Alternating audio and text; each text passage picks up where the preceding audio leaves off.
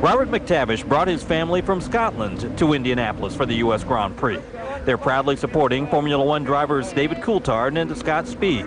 Some observers wonder if fans like these will spell the difference between success and failure for F1 at the Brickyard. Expense, not too bad. Maybe a few thousand, but it's worth it. We were here last year. A bit disappointed. We only stayed for one lap, but here we are again this year. These fans don't just see racing as a spectacular sport. They see Indianapolis as a vacation destination and the Speedway as a top tourist attraction. We love it. We love Formula One, and we come also to Indy. Yeah, it was kind of expensive, but it was worth it. Today is my birthday, so that was another way to celebrate.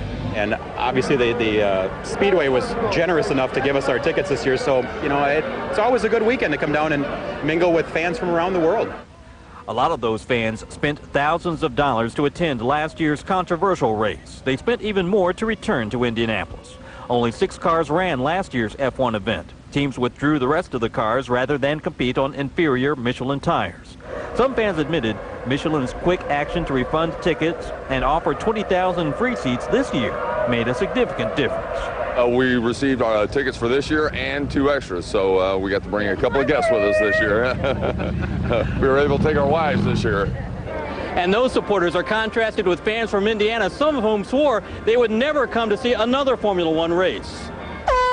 One Indianapolis racing fan is willing to forgive and forget last year's farce.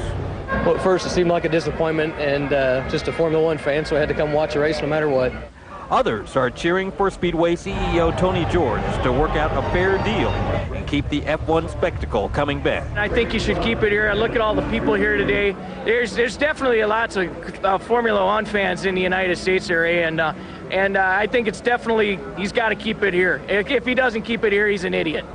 At the Speedway, Tony Perkins, 24-Hour News 8. Wow. Well, the Speedway isn't commenting on talks on future races. However, they're expected to begin shortly.